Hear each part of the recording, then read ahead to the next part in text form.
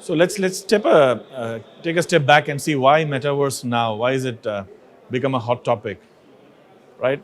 You see a lot of digital natives and the young people having buying power. People who have not seen the non-digital part of the world earlier, so they're getting buying power, and majority of them have been exposed to gaming and other things. On the infrastructure side, you're seeing technologies like 5G, which is allowing you much faster connectivity, high bandwidth, low latency, so on and so forth. We are also seeing the price of wearables and the Moore's law kicking in, where the price is really, really coming down. And we're also seeing much businesses wanting newer business models that they can look to attract this target population of digital natives and crypto natives.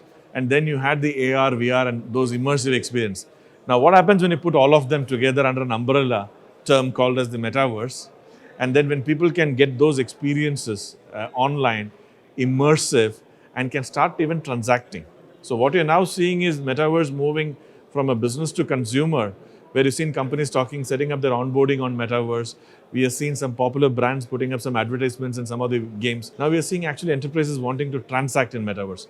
And that is probably going to be the tipping point on how the metaverse adoption is going to be there. Let me talk about something which is typically not talked about much, right?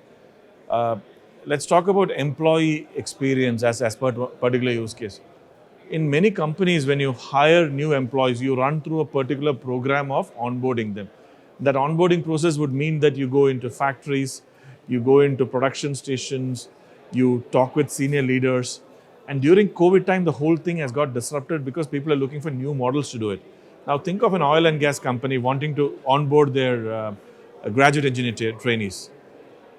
Instead of sending them to an oil rig, 5 petrol stations, 2 or 3 refineries, and teaching them environmental health and safety, what if they started gamifying the whole thing so that even if you don't wear a helmet, you have probably 5 lives in the digital world, and then you learn through the concept, right? So that whole immersive experience of onboarding training is one particular use case. That is environmental health and safety.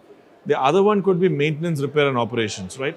So when you're talking of high value equipment which have to be maintained, now those technicians, how do you really train them? For example, if you have to weld on a minor crack in a high pressure pipeline, how do you train them?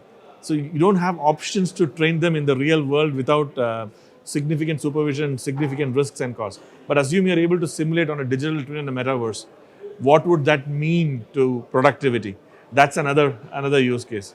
Think of another use case where people are wanting to, when you're getting into the procurement life cycle, I want to test, try, feel. So can those things be moved on to the digital metaverse world so that procurement process can become much more smoother, faster? So there are immense use cases in the enterprise thing outside the typical B2C use cases where you see, I can go in and try out a shirt and a color and a size, given my digital avatar, and then see how it works. So those use cases a lot of people are talking about.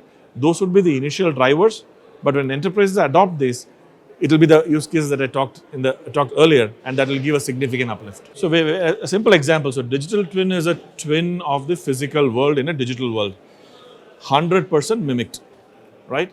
And add an immersive experience on top of it, which would mean that you can really interact with the digital twin from a human perspective. Once you start interacting with the digital twin from a human perspective, the possibilities are immense.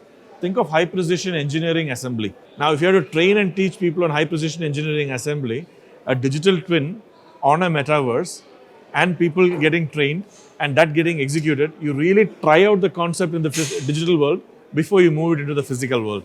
And that's how a digital twin and the metaverse come together. So are you talking of the organizations like service providers like Infosys others, or talking of enterprises who are going to be larger enterprises? So both.